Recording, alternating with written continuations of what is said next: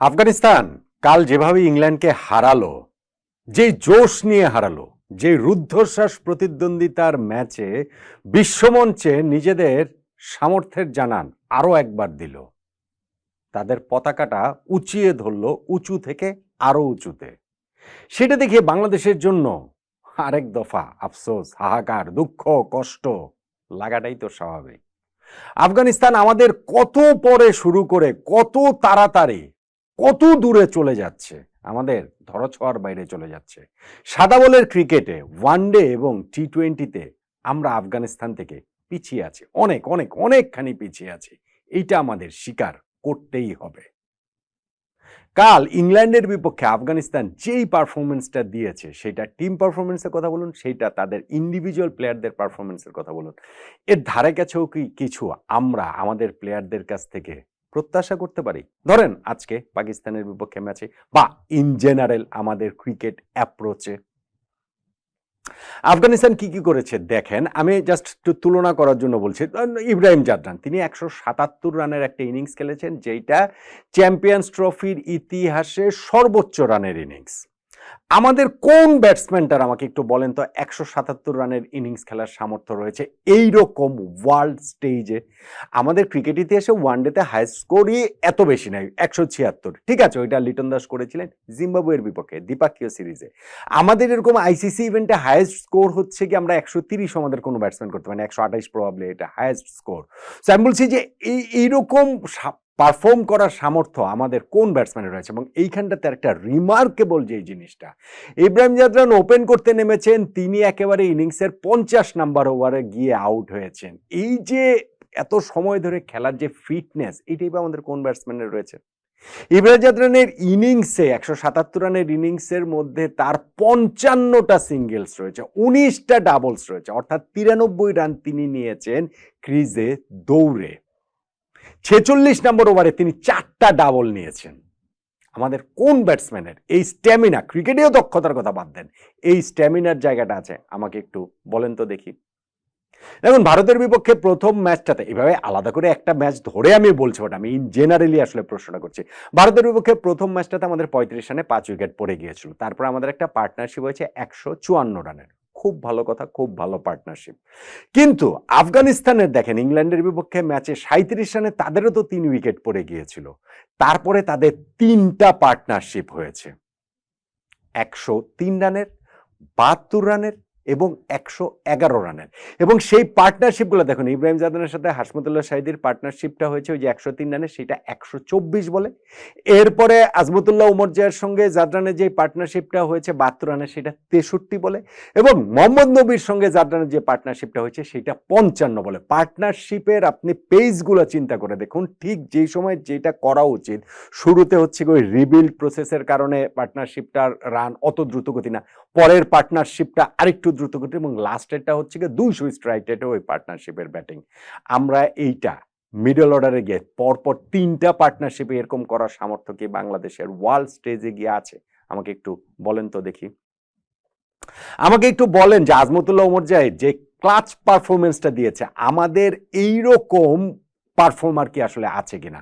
Batting এ নেমে তিনি 31 বলে 41 করেছেন, তারপরে বোলিং এ তিনি 5টা উইকেট পেয়েছেন। এবং কোন সময়ে তিনি উইকেটগুলো পেয়েছেন? শুরুতে ফিল সল্ট ভয়ঙ্কর বিস্ফোরক হয়ে উঠতে পারেন, তার উইকেটটা নিয়ে তিনি ব্রেক থ্রু দিয়েছেন। এরপরে যখন ম্যাচটায় ইংল্যান্ড ছিনিয়ে নিয়ে যাচ্ছিল আফগানিস্তানের কাছ থেকে জো রুট ও জর্জ বাটলারের পার্টনারশিপে, সেই পার্টনারশিপ ব্রেক থ্রুটাও তিনি দিয়েছেন জর্জ বাটলারকে আউট করে। তারপরেও যখন জো রুট ওই মানে আবারও ম্যাচ জেতানোর পথে নিয়ে যাচ্ছেন, আরো একটা 50+ রানের পার্টনারশিপ হলো, সেঞ্চুরি করা জো রুটকে আউট করে কে ব্রেক থ্রুটা দিয়েছেন? সেই আজমতুল্লাহ উমরজাই। তারপরেও ওভার 10 ম্যাচ ছিনিয়ে নিয়ে যাচ্ছিলেন, তাকে কে আউট করেছেন? সেই উমরজাই। তারপরেও তো লাস্ট ওভারে 13 রান হয়ে যেতেই পারতো, ওই লাস্ট উইকেটটাও কে নিয়েছেন? আজমতুল্লাহ উমরজাই। বাংলাদেশে এইরকম ক্লাচ মোমেন্টে পারফর্মার কে আছেন আমাকে একটু বলেন। ছিলেন এক সাকিব আল হাসান, এছাড়া তো আমি আর কাউকে ধারে কাছেও আসলে দেখি না। আমাকে বলেন আজমতুল্লাহ উমর যে অলরাউন্ড পারফরমেন্সটা করছেন, এরকম অলরাউন্ডার কি আমাদের দলে রয়েছেন? কেউ আছেন? আমাকে বলেন মোহাম্মদ নবী যে অলরাউন্ড পারফর্ম করেছেন, এরকম পারফর্মার কি আমাদের দলে কেউ আছেন? নাই তো। আমাদের কোচ, সহকারী কোচ আর কি মোহাম্মদ সালাউদ্দিন ভাই কালকেই স্বীকার করেছেন আমরা অলরাউন্ডার অভাবে ভুগছি, এবং সেই জায়গাটাতেও সেই সাকিবের কথাই আবার মনে করতে হবে। এরপরে কি আমরা সেটা পেয়েছি কিনা? মেহেদী হাসান মিরাজের উপরে এই চ্যাম্পিয়ন্স ট্রফিতে অনেক আশা ছিল। প্রথম ২টা ম্যাচে তিনি ওই অর্থে আশাটা পূরণ করতে পারেননি। পাকিস্তানের বিপক্ষে ম্যাচটাতে তার দিকে তাকিয়ে থাকতে হবে। আমাকে একটু বলেন, মোহাম্মদ নবী এই বয়সে এসেও তিনি যেই পারফরম্যান্স করছেন, আমাদের দুই এরকম অভিজ্ঞ ক্রিকেটার মুশফিকুর রহিম এবং মাহমুদুল্লাহ রিয়াদ তার সঙ্গে কি কোনোভাবে তুলনীয় হন? আমাকে একটু বলেন তো।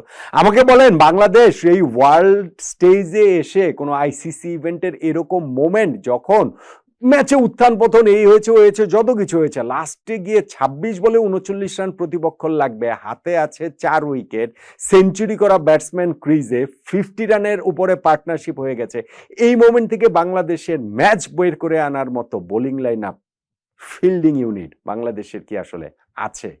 দেখুন, এই প্রশ্নগুলো চাইলে আমরা উত্তর দিতে গিয়ে গর্তমি করতে পারি। আমরা বলতে পারি যে না, আমরা আসলে আফগানিস্তানের চেয়ে ভালো দল, হ্যাঁ আমরা হোয়াইট বল ক্রিকেটে আমরা ভালো দল, আমরা গর্তমি করে বলতেই পারি। আমরা তো ওয়ানডে ওয়ার্ল্ড কাপে আফগানিস্তানকে হারিয়েছি, এটা সেই হিসেবে আপনি বলতে, ভাই ওয়ানডে ওয়ার্ল্ড কাপে আফগানিস্তানকে যে বাংলাদেশ হারিয়েছে সেইটা শেষ পর্যন্ত ওই ওয়ার্ল্ড কাপ শেষে অঘটন হিসাবে প্রমাণিত হয়েছে। কেননা ওই ওয়ার্ল্ড কাপে আমরা হাতড়ে পাছড়ে আরেকটা ম্যাচ শ্রীলঙ্কার বিপক্ষে জিতেছি, সেইটাও নানান রকম কিছু করে, নানান বিতর্ক পেরিয়ে, এই যে টাইম আউটে ছল চাতুরি টাতুরি সবকিছু মিলিয়ে ওই জিনিসগুলো হয়েছে। আর আফগানিস্তান ওই ওয়ার্ল্ড কাপে এরপরে ইংল্যান্ডকে হারিয়েছে, পাকিস্তানকে হারিয়েছে, শ্রীলঙ্কাকে হারিয়েছে, সেমিফাইনালটা তারা প্রায় খেলেই ফেলেছিল, যদি না অস্ট্রেলিয়ার গ্লেন ম্যাক্সওয়েল ওই দিন ওই রকম অতিমানবীয় ডাবল সেঞ্চুরিটা করতেন। টি-20 ওয়ার্ল্ড কাপে আফগানিস্তান সেমিফাইনাল পর্যন্ত উঠেই গিয়েছে, তারপরে গিয়ে এইবারের এই চ্যাম্পিয়ন্স ট্রফিতেও দেখেন সেমিফাইনালে খেলার একটা রিয়েলিস্টিক চান্স তারা তৈরি করেছে। কিছুদিন আগে আমরা যে দ্বিপাক্ষিক সিরিজ ওয়ানডেতে খেলেছি সেইখানে আফগানিস্তান আমাদের বিপক্ষে জিতেছে, টি-20 ওয়ার্ল্ড কাপে আফগানিস্তান আমাদেরকে হারিয়েছে এবং সেইখানটাতে তো আমরা আফগানিস্তানের বিপক্ষে কোনো মতে একটা জয়ের টার্গেট নিয়েছিলাম। সেমিফাইনাল চেস করার সাহসটাই আমরা দেখাতে পারিনি, ন্যূনতম সাহসটাও দেখাতে পারিনি। ওই যে মাহমুদুল্লাহ রিয়াদ গিয়ে যে 5টা বল টক টক টক করে যে আর কি ডিফেন্ড করলেন। সো এরপরেও যদি আমরা বলি হ্যাঁ আমরা রেড বল ক্রিকেট আফগানিস্তানের চেয়ে ভালো কিনা সেটা নিয়ে প্রশ্ন উঠতে পারে, কেননা আফগানিস্তান টেস্ট ক্রিকেট খুব বেশি রেগুলার খেলে না, খুব রেগুলার যদি খেলে তাহলে আফগানিস্তান ওই জায়গাটাতেও আমাদেরকে অবশ্যই অবশ্যই ছাড়িয়ে যাওয়ার সামর্থ্য রাখে। আর এতজনের কথা বললাম, এত কিছুর কথা বললাম, রাশিদ খানের কথা তো আর বলিনি, তাদের যে একের পর এক প্রতিভা উঠে আসে সেই কথা তো বলিনি, তাদের ক্রিকেটাররা যে আইপিএল থেকে শুরু করে বিশ্বের ফ্র্যাঞ্চাইজি লিগগুলোর হটকেক সেই কথা তো বলিনি। সো আমরা যদি মনে করি যে আমরা আফগানিস্তানের ক্রিকেটের সমপর্যায়ে আছি বা আমরা তাদের চেয়ে এগিয়ে আছি, এইটা ভাই একদমই হচ্ছে গিয়ে বালুতে মুখ, মানে যেমন বালুতে মুখ গুজে থাকে না ঝড় উঠলে, এরকম হবে বিষয়টা। আসলে আমরা অনেকখানি পিছিয়ে আছি, এটা অ্যাডমিট করে আমাদের ক্রিকেটটাকে কিভাবে এগিয়ে নিয়ে যাওয়া যায় সেই জায়গাটাতে যদি আমরা মনোযোগ না দিই, আমরা যদি শুধুমাত্র ওই স্বল্পমেয়াদী প্ল্যানই করতে থাকি, তাহলে এদেশে ক্রিকেট এগোবে না। হ্যাঁ দেখেন, আমি আপনাকে বলি ঘটনাটা কি ঘটতে পারে। পাকিস্তানের বিপক্ষে আজকে বাংলাদেশ জিততে পারে, আমি জিতবে বলছি না, আমি বলি ধরেন বাংলাদেশ জিততেই পারে। আফগানিস্তান লাস্ট ম্যাচটা অস্ট্রেলিয়ার কাছে হেরে যেতে পারে, তাতে আফগানিস্তানও সেমিফাইনালে তারা কোয়ালিফাই করলো না, লাস্ট ম্যাচ হেরে গেছে, আমরা আবার লাস্ট ম্যাচ জিতেছি, তখন আবার আমাদের কলার উঁচু হয়ে যাবে, আমাদের মনে হবে যে আরে না আমরা তো আফগানিস্তান অনেক ভালো দল। না রে ভাই, এই যে 2-3টে ওয়ার্ল্ড ইভেন্টের কথা বললাম, ফ্র্যাঞ্চাইজি লিগগুলোর কথা বললাম, বিভিন্ন দ্বিপাক্ষিক সিরিজের দিকে তাকান, আফগানিস্তানের প্লেয়ার আমাদের প্লেয়ারদের দিকে তাকান, আফগানিস্তান আমাদের চেয়ে অনেক এগিয়ে গেছে। এবং কালকের এই ম্যাচটাতে ইংল্যান্ডের বিপক্ষে তাদের যে পারফরমেন্স, আমি যে কয়েকটা পারফর্মার ধরে এবং টিম হিসাবে সবকিছু মিলিয়ে যে বললাম, এগুলো বাংলাদেশ টিম হয়তো আগে করতে পারতো, হয়তো 2015, 16, 17, 19 পর্যন্ত ওই সময়টাতে হয়তো বাংলাদেশ করতে পারতো। এখন বাংলাদেশ টিম সেটা পারে না, বলতে গিয়ে অনেক দিন ধরে বাংলাদেশ টিম সেই জায়গাটাতে আর নাই।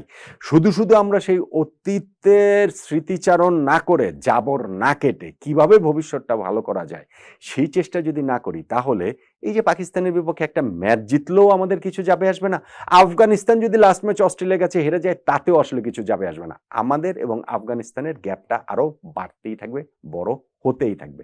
সো বাংলাদেশ টিমকে এখন আসলে সত্যিকার অর্থে সোল সার্চ করতে হবে যে আসলে আমাদের সমস্যাটা কোথায়। সেই শেকড়ে না গিয়ে যদি আমরা গাছের উপরে পানি ঢালতে থাকি, কখনো কখনো সেইটাতে একটু ফল দিলেও দিতে পারে, কিন্তু আলটিমেটলি গিয়ে সেই গাছটা মরেই যাবে, সেই গাছটাতে আর খুব একটা ফল ফুল ধরবে না।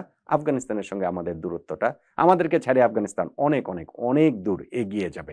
আমাদের সেই ঘুরে দাঁড়ানোর শুরুটা আমি পাকিস্তানের বিপক্ষে ম্যাচে আমি বলবো না, আমি বলবো এরপরে বাংলাদেশ ক্রিকেট বোর্ড, নীতি নির্ধারক, selection panel, board president, directors, coach, captain, senior players, তারা সবাই মিলে যদি একটা বাংলাদেশ ক্রিকেটকে এখন নতুন একটা ডিরেকশনের দিকে না নিয়ে যেতে পারেন, তাহলে এই আফগানিস্তানের সঙ্গে বাংলাদেশের ব্যবধান ক্রমশ বাড়বে, আরো বেশি করে বাড়তেই থাকবে।